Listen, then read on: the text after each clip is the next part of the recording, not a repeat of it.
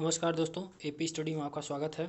और आज से हम भूगोल सीरीज़ का प्रैक्टिस सेशन स्टार्ट किए हैं, जिसमें हम ऑब्जेक्टिव क्वेश्चन सॉल्व करेंगे और उसके बारे में अच्छे से विस्तारपूर्वक वर्णन भी किया जाएगा। चलिए, पहला जो चैप्टर है वो अक्षांश और देशांतर से संबंधित है। तो इसका पहला क्वेश्चन है, भारत का अक्षांशी विस्तार कितना है? तो ऑप्शन ए है 6 डिग्री 4 मिनट उत्तरी अक्षांश से 36 डिग्री 6 मिनट उत्तरी अक्षांश। ऑप्शन बी है 8 डिग्री 4 मिनट से 37 डिग्री 6 मिनट उत्तरी अक्षांश। और ऑप्शन सी है 8 डिग्री 6 मिनट उत्तरी अक्षांश से 38 डिग्री 6 मिनट उत्तरी अक्षांश। ऑप्शन डी है इनमें से कोई नहीं। तो सही ऑप्शन हो जाएगा इसका बी, 8 डिग्री 4 मिनट से उत्तरी अक्षांश से 37 डिग्री 6 मिनट उत्तरी अक्षांश तक। अगला क्वेश्चन देखते हैं। पहले तो इसमें समझ लीजिए कि अक्षांश क्या होता है। जैसे कि ये हमारी पृथ्वी हो गई और ये भूमध्य रेखा जो कि 0 डिग्री अक्षांश होता है, इसको 0 डिग्री अक्षांश भी बोला जाता है। तो इसके समानांतर जो रेखाएं खींची जाती हैं उसको हम अक्षांश रेखाएं कहते हैं। तो दूसरा क्वेश्चन देखते हैं, उत्तर प्रदेश का अक्षांशीय विस्तार कितना है? मैंने इसमें उत्तर प्रदेश का इसलिए डाल दिया है ताकि इसके भारत के साथ साथ उत्तर प्रदेश का भी आप लोगों को याद हो जाए। तो इसका ऑप्शन ए है 22 डिग्री 52 मिनट उत्तरी अक्षांश से 29 डिग्री 28 मिनट उत्तरी अक्षांश। ऑप्शन बी है 23 डिग्री 52 मिनट उत्तरी अक्षांश से 30 डिग्री 28 मिनट उत्तरी अक्षांश। ऑप्शन सी है 24 डिग्री 52 मिनट उत्तरी अक्षांश से 31 डिग्री 28 मिनट उत्तरी अक्षांश। और ऑप्शन डी इनमें से कोई नहीं। तो इसका सही उत्तर हो जाएगा ऑप्शन बी, 23 डिग्री 52 मिनट उत्तरी अक्षांश से 30 डिग्री 28 मिनट उत्तरी अक्षांश। अगला क्वेश्चन देखते हैं, भारत का देशांतरी विस्तार कितना है? तो ऑप्शन ए है 67 डिग्री 7 मिनट से 98 डिग्री 25 मिनट पूर्वी देशांतर। अभी देशांतर पहले समझ लेते हैं, देशांतर क्या होता है। जैसे हमारी पृथ्वी हो गई, ये हमारा उत्तरी गोलार्ध, ये हमारा दक्षिणी गोलार्ध। उत्तरी और दक्षिणी गोलार्ध को मिलाने वाली रेखा को क्या कहते हैं? देशांतर कहते हैं। ये हमारा 0 डिग्री देशांतर होता है जो कि लंदन के ग्रीनविच से गुजरता है। हालांकि ये और भी देशों से गुजरता है, लेकिन ये ग्रीनविच को हम मानक समय मानते हैं। अंतर्राष्ट्रीय जो दूरी मापने के लिए हम 0 डिग्री जो है वो ग्रीनविच से ही मानते हैं। और इसमें 360 रेखाएं होती हैं जो 1 डिग्री एक अंश के कोण पे डिवाइड होती हैं। हालांकि जो वृत्त होता है वो 360 डिग्री का कोण बनाता है, इसलिए यहाँ 360 रेखाएं होती हैं। देशांतर रेखाओं की संख्या 360 होती है। तो क्वेश्चन है, भारत का देशांतरी विस्तार कितना होता है? तो इसमें ऑप्शन 4 दिया है जैसा कि आप देख रहे हैं। तो इसका सही ऑप्शन हो जाएगा बी, 68 डिग्री 7 मिनट से 97 डिग्री 25 मिनट पूर्वी देशांतर। हालांकि ये पूरब में पड़ता है भूमध्य, ये ग्रीनविच जो 0 डिग्री देशांतर है, इसके पूर्व में जो होता है पूर्वी देशांतर और इसके पश्चिम में पश्चिमी देशांतर होता है।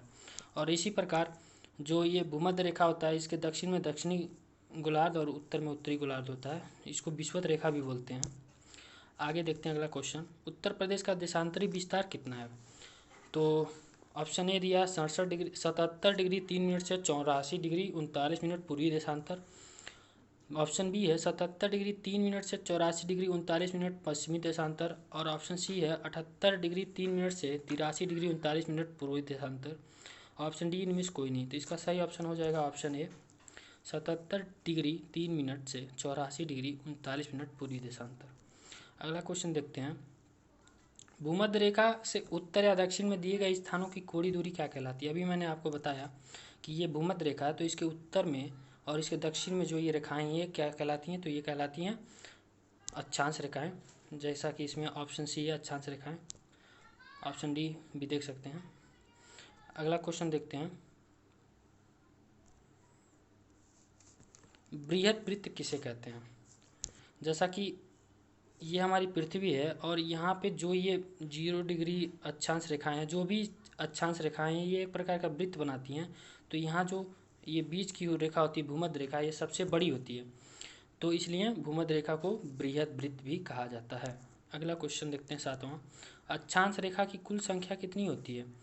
तो यहाँ पे बहुत ज़्यादा कन्फ्यूजनल क्वेश्चन बन जाता है।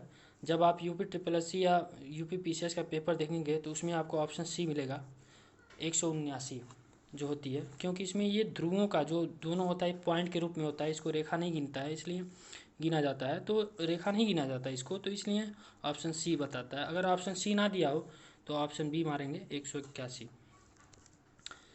अगला क्वेश्चन देखते हैं, ट्रॉपिक ऑफ कैंसर निम्न में से क्या है। तो ऑप्शन ए है एक प्रकार की रक्त संबंधी बीमारी, बी है कैंसर की रोकथाम का एक वैज्ञानिक उपकरण, सी है 23.5 डिग्री उत्तरी अक्षांश रेखा और डी है 23.5 डिग्री दक्षिणी अक्षांश रेखा। तो इसका सही ऑप्शन हो जाएगा सी 23.5 डिग्री उत्तरी अक्षांश रेखा, जिसको हम कर्क रेखा भी कहते हैं। अगला क्वेश्चन देखते हैं, ध्रुवों की तरफ जाने पर अक्षांश रेखाओं की व्यास की प्रवृत्ति कैसी होती जाती है। तो ऑप्शन दिया स्थिर रहती है, घटती है, बढ़ती है, और ऑप्शन डी है पहले घटती फिर बढ़ती। तो ये जैसे हमारे अक्षांश हो गए, तो ये आगे से ही नहीं, जैसे कि हम 2D पे खींच रहे हैं तो ऐसे, अगर आप 3D पे खींचेंगे तो ऐसे बनेगा, ऊपर जाएगा तो और छोटा, उसके ऊपर और छोटा, और ध्रुव पे जाके ये एक बिंदु मात्र रह जाता है जैसे छोटा सा। तो ये घटती है, जितना ऊपर जाएंगे आप ध्रुवों की तरफ, चाहे वो उत्तरी ध्रुव हो या दक्षिण ध्रुव हो, तो वो जो होती है अक्षांश रेखाओं का व्यास वो घटता है, और सबसे ज़्यादा भूमध्य रेखा पे इसका व्यास होता है। अगला क्वेश्चन देखते हैं, धरातल पर 1 डिग्री अक्षांश की दूरी किसके बराबर होती है। ऑप्शन दिया है 110 किलोमीटर, 111 किलोमीटर, 112 किलोमीटर, 111.33 किलोमीटर। तो जैसा कि आप देख रहे हैं कि अक्षांश रेखाएं जो होती हैं, मानते हैं ये 0 डिग्री, इसके ऊपर एक और है, इनके बीच की दूरी पूछ रहा है, तो वो होता है 111 किलोमीटर। अगला क्वेश्चन देखते हैं, विषुवत रेखा पे देशांतर रेखाओं के बीच अधिकतम दूरी कितनी होती है। जैसा कि आप लोग जानते भी होंगे कि सबसे ज़्यादा देशांतर रेखाओं के बीच की जो दूरी होती है वो विषुवत पे ही होती है, क्योंकि अगर हम ऐसे रेखा खींचें और फिर ऐसे रेखा खींचें तो आप देखेंगे यहाँ पे दूरी कम है और यहाँ पे अधिक है, तो ये विषुवत रेखा यहाँ से गुजरती है, तो इसीलिए यहाँ पे दूरी जो होती है अधिकतम होती है। और ऑप्शन जो दिया है इसका ऑप्शन सही हो जाएगा ए 111.33 किलोमीटर। अगला क्वेश्चन देखते हैं, सिक्किम से गुजरने वाली अक्षांश इनमें से किस राज्य से होकर गुजरती है। ऑप्शन दिया है ए राजस्थान, बी दिया पंजाब, सी दिया हिमाचल प्रदेश, और यहाँ डी होना चाहिए था, डी है जम्मू कश्मीर। तो सही ऑप्शन हो जाएगा इसका ए राजस्थान। और एग्जाम में अक्सर ऐसे क्वेश्चन पूछते हैं यहाँ से, खासकर PCS या UPSI का, अगर आप इस चैप्टर से क्वेश्चन बना हुआ देखेंगे तो, या पुलिस वाला या UPP का क्वेश्चन अगर आप देखते हैं तो इस टाइप के क्वेश्चन अक्सर पूछ लिए जाते हैं। अगला क्वेश्चन देखते हैं, जिस जिले में 70 डिग्री पूर्वी रेखांतर रेखा गुजरती है वह है कौन सा है। तो जैसे कुछ चर्चित जगह होते हैं तो उनकी भी देशांतर स्थितियाँ पूछ लेता है, तो वो ऑप्शन ए दिया जोधपुर, बी दिया जैसलमेर, सी दिया धौलपुर, और डी दिया नागौर। तो ऑप्शन बी सही हो जाएगा जैसलमेर। अगला क्वेश्चन देखते हैं, कर्क रेखा किस राज्य से होकर गुजरती है। तो जैसा कि जानते हैं आप, कर्क रेखा 8 राज्यों से होकर गुजरती है, जिसमें गुजरात, राजस्थान, मध्य प्रदेश, झारखंड, पश्चिम बंगाल, त्रिपुरा और मेघालय है। तो इसमें से झारखंड दिया ऑप्शन, तो ऑप्शन बी सही हो जाएगा इसका। अगला क्वेश्चन देखते हैं, कितने भारतीय प्रदेशों से होकर कर्क रेखा गुजरती है। जैसा कि मैंने अभी आपको बताया 8, तो इसका सही ऑप्शन बी हो जाएगा। अगला क्वेश्चन देखते हैं, निम्नलिखित नगरों में से कर्क रेखा के निकटतम दूरी पर स्थित है। तो ये क्वेश्चन जो मैंने अभी कुछ समय पहले बताया कि UPP में एक क्वेश्चन बना था, और हमको लगता है कि सेम यही क्वेश्चन था। तो राजधानी पूछा था कि कर्क रेखा पे स्थित जो भी राज्य हैं उनके सबसे निकट की राजधानी कौन सी है। तो option A Agartala, B Gandhinagar, C Jabalpur, और डी जो है उज्जैन है। तो इसका सही ऑप्शन हो जाएगा बी गांधीनगर, और दूसरे नंबर पे जबलपुर आता है। अगला क्वेश्चन देखते हैं, निम्न नगरों में कौन सा कर्क रेखा के निकट है।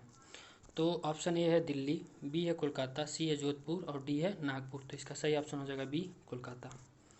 अगला क्वेश्चन देखते हैं, कौन सा अक्षांश भारत को 2 बराबर भागों में विभाजित करता है।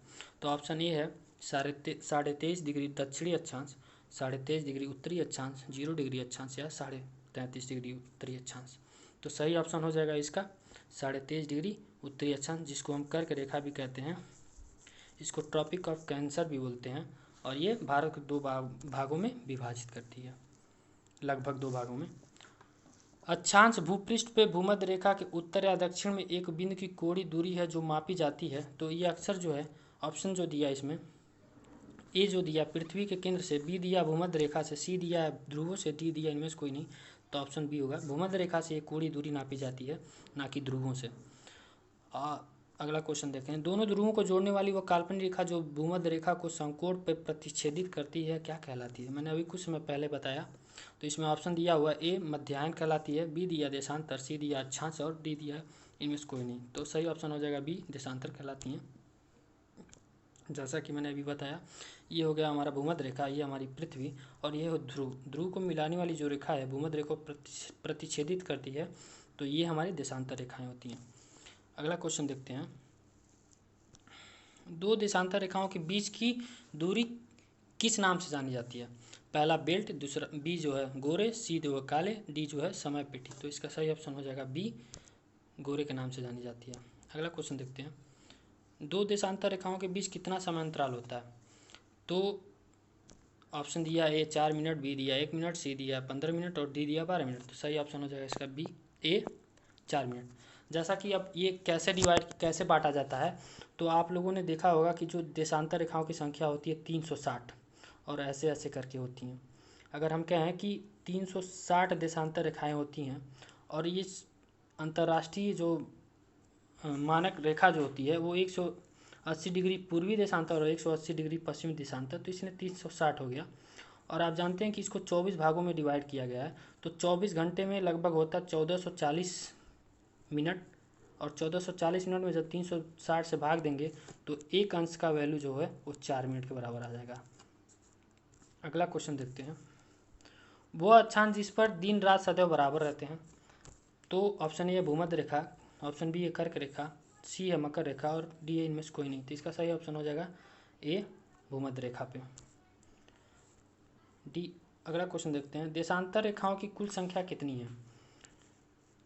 तो ऑप्शन ए है 181, ऑप्शन बी है 180, ऑप्शन सी है 360, ऑप्शन डी है 350। सही ऑप्शन है सी, 360। अगला क्वेश्चन देखते हैं। प्रधान मध्याह्न रेखा किस स्थान से होकर गुजरती है? जैसा कि मैंने आपको अभी बताया था कुछ समय पहले, 0 डिग्री देशांतर रेखा को प्रधान मध्याह्न रेखा कहते हैं, और ये जो है ग्रीनविच के लंदन से होकर गुजरती। तो ऑप्शन सही हो जाएगा इसका ए। अगला क्वेश्चन देखते हैं। देखिएगा इसमें गलती से 2 जगह ग्रीनविच टाइप हो गया, तो ग्रीनलैंड, सॉरी माफ़ करिएगा, इसका सही ऑप्शन ए ही सही होगा, ये तो ग्रीनलैंड है। अगला क्वेश्चन देखते हैं। 49 डिग्री नॉर्थ अक्षांश किस के बीच सीमांकन करती है? ऑप्शन ए उत्तरी और दक्षिणी कोरिया, ऑप्शन बी है उत्तरी और दक्षिणी वियतनाम, ऑप्शन सी है मिस्र और सूडान, ऑप्शन डी है अमेरिका और कनाडा। तो सही ऑप्शन हो जाएगा डी, अमेरिका और कनाडा के बीच में 49 डिग्री उत्तरी अक्षांश जो है सीमा का निर्धारण करती है। 27 क्वेश्चन नंबर 27 देखते हैं। मानचित्र व ग्लोब पे पाए जाने वाली प्रतिच्छेद रेखाओं को क्या कहते हैं? पहले तो प्रतिच्छेद रेखाएं हम समझ लेते हैं। जैसे ये हमारे हो गए देशांतर रेखाएं और ये हो गई हमारी अक्षांश रेखाएं। जब इसको हम ऐसे खींच देते हैं तो हम किसी स्थिति का निर्धारण करते हैं, किसी जगह को हम, जैसे जब जहाज में जो यात्राएं तय करते हैं तो इसी प्रतिच्छेद रेखाओं की मदद से वो किसी जगह पे पहुंचते हैं, तो इसको हम भौगोलिक रेखा जाल के नाम से जाना जाता है। अगला क्वेश्चन देखते हैं। कौन सा महाद्वीप है जिसमें तीनों रेखाएं होकर गुजरती हैं? तो ऑप्शन दिया है ए दक्षिणी अमेरिका, बी एशिया, माफ़ करिएगा गलती टाइप हो गया, बी एशिया, सी अफ्रीका और डी इनमें से कोई नहीं। सही ऑप्शन हो जाएगा सी, अफ्रीका। अगला क्वेश्चन देखते हैं। भूमध्य रेखा किन देशों से होकर गुजरती है? Option A Colombia, Brazil, Kenya, B Uganda, Indonesia, C दोनों या डी इनमें से कोई नहीं। तो सही ऑप्शन हो जाएगा सी, दोनों। हालांकि भूमध्य रेखा और भी देशों से होकर गुजरती हैं, लेकिन मैंने जो इम्पोर्टेंट देश हैं जो एग्जाम में पूछे जाते हैं यही हैं, कोलंबिया, ब्राज़ील, केन्या, युगांडा और इंडोनेशिया। अक्सर एग्जाम में क्वेश्चन 3 इनमें से दे देते हैं और एक कोई और दे देता है और कहता है कि कौन से देश से नहीं होकर गुजरती है, तो वो आपको ऐसे पहचानना पड़ता है। अगला क्वेश्चन देखते हैं। मकर रेखा किन देशों से होकर गुजरती है? Option A Brazil, Argentina, B जो है चिली, ऑस्ट्रेलिया, सी जो है दक्षिण अफ्रीका और डी है सभी से। तो ऑप्शन डी इसका सही हो जाएगा, सभी से। तो धन्यवाद दोस्तों, कैसा लगा आपको वीडियो ज़रूर बताइएगा। मिलते हैं अगले वीडियो में, तब तक के लिए नमस्कार।